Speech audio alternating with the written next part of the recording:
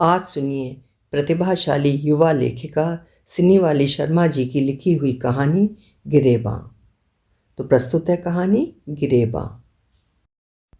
घर को जगमगाती धूप अब अपनी थकी और उदास किरणें समेट कैक्टस पर जा टिकी। कमरे से आई जर्द आवाज ने सन्नाटा तोड़ा। सुनो, जरा बाहर ले चलो। प्रत्युत्तर में केवल दरवाजा हिला। ये आवाज़ उसी देह से आई जो उदासी और सन्नाटे के बीच रहा करती है। उसकी नज़र सामने धूल से भरी दीवार घड़ी पर टिक गई। वक्त बीत गया या बीत नहीं रहा। ढलती हुई शाम जब उदास और बेनूर होती है तो खनकती सुबह और मचलती दोपहर बार बार जहन में तैर जाती है। वो शादी के बाद पति के संग जीवन डोर बांध गांव आई थी। जीवन साथी की नौकरी शहर में थी, पर वो अपनी माँ का आंचल नहीं छोड़ता और वहीं माँ पुरखों की मिट्टी। इस प्रेम में पति गांव से ही रोज नौकरी करने शहर जाता। शादी के बाद वो गांव तो आई, पर यहाँ की मिट्टी से जुड़ नहीं सकी। चूल्हे का धुआं, कुएं का पानी, मकई की रोटी, पति के पुरखों की माटी उसे नहीं भाई। शादी से पहले कुछ समय तो शहर में रही थी। उसने वहाँ का रंग ढंग देखा था। वो उन चटक रंगों में डूब जाना चाहती थी। लेकिन नए जीवन का सवेरा गांव में हुआ, जहाँ का रंग धूसर था। वो जब अपने टूटे सपनों को देखती तो मन मसोसती। कभी शिकायत, कभी उलाहने, तो कभी गुस्से में जीवन साथी के आगे उफनते दूध की तरह हो जाती। 2 जोड़े पंख ला देने को कहती, जिनके सहारे दोनों शहर पहुंच जाएं और अपने सपनों के चटक रंगों से सजा महल बनाएं। लेकिन पति लोकलाज की दुहाई देता, अकेली माँ का वास्ता देता। अपनी बात कभी दुलार से समझाता तो कभी कभी हिदायत की मीठी गोली भी खिलाता। शादी तय होने, मांग में सिंदूर लगने और पहली बार ससुराल से नैहर लौटने तक अकेली बहू है, सास पलकों पर रखेगी, घर की रानी होगी, ये बातें उसके लिए गले में चमचमाती अशर्फी की तरह थीं। लेकिन शादी के कुछ महीने बाद ये चवन्नी बराबर भी नहीं रही। ससुराल बसते ही ताता थैया, अकेली बहू मतलब 100 झमेला, जिंदगी ही बेगानी हो गई। सब क्या कहेंगे, कैसी बहू है, घर का जरा भी ध्यान नहीं, एक बेटे का ही आसरा है, और बहू ने तो बेटे को सिंदूर की डिबिया में बंद कर लिया है। नौकरी के बाद पति को इन्हीं बातों का सबसे पहले ध्यान आता। लेकिन घर की शांति और पत्नी की ज़रूरतों का ख्याल करते हुए साल में 1-2 बार किसी न किसी बहाने घर से बाहर उसे उन्मुक्त उड़ान देता। लेकिन रात होते होते लौटकर वही वही वही घर, सास और जिम्मेदारी। जीवन में शौक मौज के नाम पर बूंद बूंद ही मिला। सास के नाम पर जीवन और जवानी दोनों कुर्बान। पर सास अकेली प्राणी हो तब तो 4 भाइयों की इकलौती बहन और नैहर का रास्ता भी घंटे भर का। उस पर भी आफत ये कि भतीजों की भरमार, कोई न कोई दंडवत करने पहुंची जाता। सबसे अधिक परेशानी ठिठुरती ठंड में होती, जब जब तिल सकरात का भाड़ा एक के बाद एक चारों भाइयों के यहाँ से आता। दही, कतरनी, चूड़ा, तिलकुट, सास की और उसकी साड़ी, उसके लिए संदीप की चूड़ी और बंगाली सिंदूर। जो आता एक आध दिन रुक ही जाता। खातिरदारी के बाद बिछावन पर जाते जाते उसकी कपकपी छूट रही होती, देह थक कर चूर हो रही होती अलग से। सास बहू और बेटे पर प्रेम लुटाती रहती। उसी प्रेम ने तो उसे जेल की सजा दे दी। आज़ाद होने की कई बार कोशिश की, पर अभी तक की गई सभी कोशिशें नाकाम ही रहीं। जिस तरह देवकी को कृष्ण ने कारावास से मुक्त किया, उसी तरह उसके बेटे गौरव का जन्म भी इसी पुण्य कार्य के लिए हुआ। प्रेम में पगा कुछ साल तो बीता, लेकिन एक दिन बेटे के स्वर्णिम भविष्य को ध्यान में रखकर माता ने विद्रोह कर दिया। जीवन साथी के लाख समझाने पर भी वो टस से मस नहीं हुई। पति की सीख और हिदायतें सब बेकार, सास की चातक दृष्टि भी बेकार। उसे अच्छी तरह पता था, पढ़ाई का अवसर हाथ से निकल गया तो कारावास की उसकी सज़ा पता नहीं कितने साल और बढ़ जाएगी। नज़दीकी शहर में अच्छा स्कूल है, बेटा दूसरे बच्चों की तरह पढ़ सकता है। लेकिन आजकल बच्चे स्कूल जाने से पहले प्ले स्कूल जाते हैं। आगे चलकर इन्हें चांद छूना है। गांव में रहा तो यहाँ के दलदल में फंस कर रह जाएगा। सास बहू को जानती थी। उसने अपने बेटे से कहा, आने वाले समय की सोचो। बेटे ने कुछ सोचा, फिर माँ को साथ चलने के लिए कहा, पर माँ आंसू छुपाते हुए बोली, दूर तो जा नहीं रहे हो, यहाँ से बस 2 घंटे का ही तो रास्ता है। जहाँ तुम नौकरी करते हो वहीं अपना घर बना लो और बसा लो। मैं बीच बीच में देखने आ जाया करूँगी। भीतर उमड़ रहे आंसू कह रहे थे, मगर कलेजा तो तुम लोगों के साथ ही चला जाएगा। शहर की हवा थी, पानी था, जमीन थी, वो थी, जीवन साथी था और बेटा था। वहाँ उनका सपनों का घर बन गया। पति ने अब हिदायत और सीख देना कम कर दिया। एक दिन पति ने पत्नी से कहा, हमारे घर में एक कमरा माँ का भी होना चाहिए, उसकी जब मर्जी होगी आकर रहेगी। हमारा बेडरूम, बेटे का स्टडी रूम, उसका लिविंग रूम, फलां रूम तो मुश्किल है। हाँ, वो लास्ट वाला रूम ठीक रहेगा उनके लिए। छोटा जरूर है पर ठीक रहेगा उनके लिए, शांति भी मिलेगी उन्हें।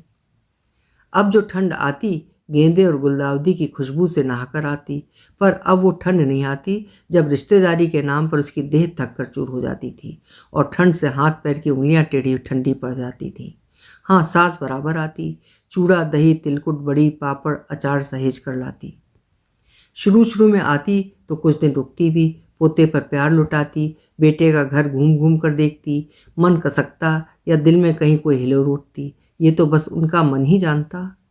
बहू बेटे को स्कूल पहुंचाने लाने, ट्यूशन और स्पोर्ट्स क्लास अटेंड कराने में लगी रहती। इन क्लासों के बीच वो अपना क्लास बदल चुकी थी।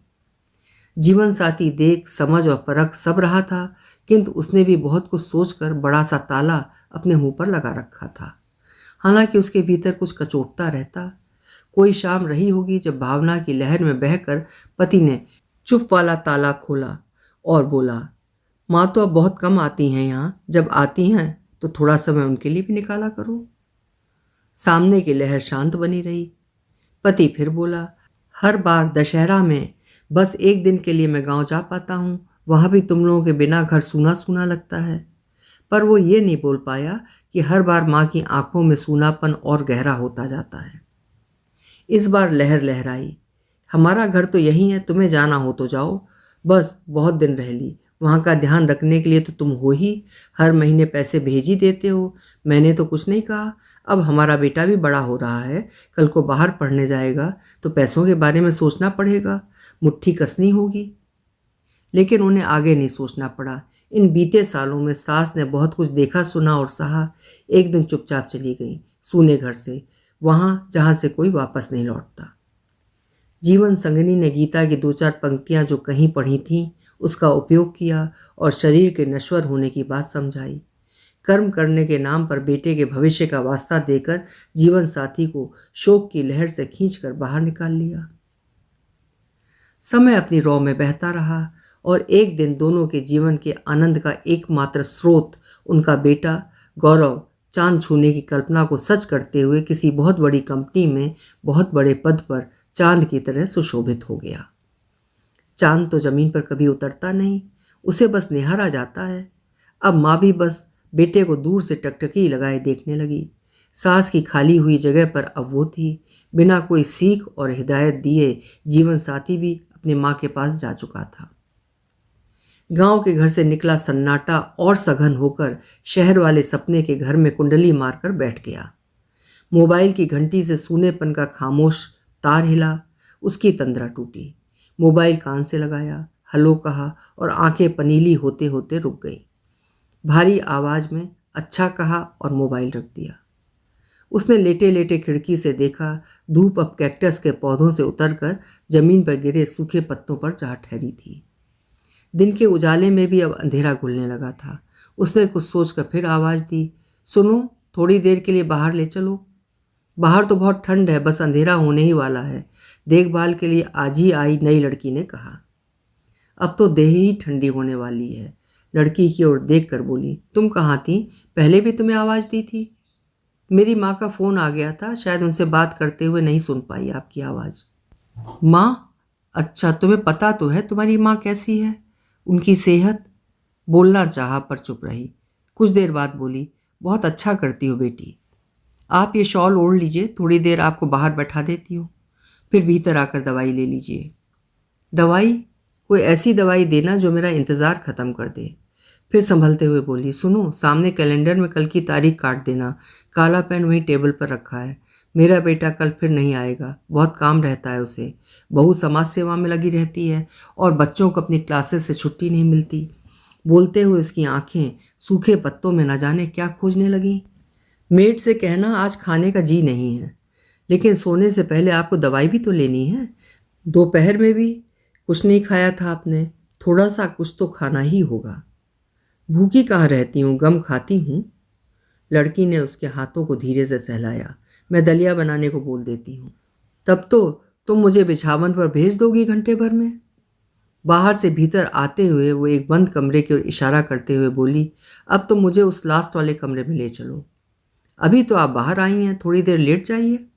नहीं, पहले ले चलो, बच्चे मेरा इंतज़ार कर रहे होंगे और मेरा बीता हुआ कल भी। उस कमरे में जी भर बातें करती हूँ बच्चों से, शैतानियाँ देखती हूँ, कहानियाँ सुनाती हूँ और वे मेरे कंधों पर झूलते हैं। देखभाल करने वाली लड़की आज ही आई थी, सुबह से इस घर का सूनापन पढ़ रही थी। फिर उसे लगा डिप्रेशन का असर हो सकता है। तुरंत संभलते हुए बोली, ठीक है, फिर लौट कर टाइम से खाना और दवाई लेकर बिछावन पर जाना है। उसने किसी भोली बच्ची की तरह जिद करते हुए कहा, पहले ले तो चलो। लड़की ने बताया हुआ कमरा खोला। बिछावन पर एक गोल मटोल बड़ी सी गुड़िया सोई थी।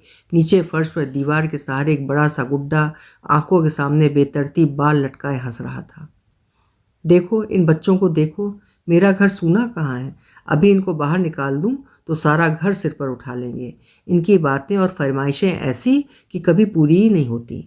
सारी रात हमें ये जगाए रखती हैं। देखो अभी कैसे सो रहे हैं। ये नीचे शैतानी करके हंस रहा है। इसकी मम्मी से चांद पर भेजेगी, रुपया कमाने वाली मशीन बनाएगी। पर आदमी? अलमारी पर रखे हुए खाली बर्तमान को देखते हुए बोली, कल का अंधेरा कभी मैंने घना किया था। अभी मेरा अंधेरा इतना घना है, पता नहीं उसका अंधेरा और कितना डरावना होगा। बोलते हुए उसकी आंखें छलछला आईं। दूसरे दिन की उसकी शुरुआत रोज की तरह दवाइयों से हुई, लेकिन जो सामने लड़की दवाई दे रही थी वो दूसरी लड़की थी। उसने विस्फारित आंखों से पूछा, तुम? वह कहाँ गई? मैम, वो अपने घर चली गई। घर? मुझे बताकर नहीं गई? मैम, आप सो रही थीं, वो आपको डिस्टर्ब नहीं करना चाहती थी। कल रात ही उसकी माँ की तबीयत अचानक खराब हो गई। वो जाने की तैयारी करने लगी तो मैंने कहा भी था कि और भी तो लोग होंगे तुम्हारी माँ के पास। उसने कहा, है तो ज़रूर, पर मैं तो नहीं हूँ ना। फिर मैंने कहा, इस तरह जाओगी तो नौकरी, कॉन्ट्रैक्ट? उसने कहा, नौकरी तो दूसरी मिल जाएगी पर माँ। और वो चली गई मैम। पानी का गिलास पकड़ाते हुए लड़की बोली, पानी। पानी गिलास से छलक कर बाहर गिर रहा था। उसकी आंखों के सामने न जाने कितने अक्स तैर रहे थे। अभी आप सुन रहे थे एक बेहद मर्मस्पर्शी कहानी जो लिखा था युवा लेखिका सिनीवाली शर्मा ने। उम्मीद है कहानी आपके दिल को भी छू गई होगी। अपने विचार कमेंट सेक्शन में ज़रूर लिखिएगा। कल फिर मिलेंगे। आपका समय शुभ हो।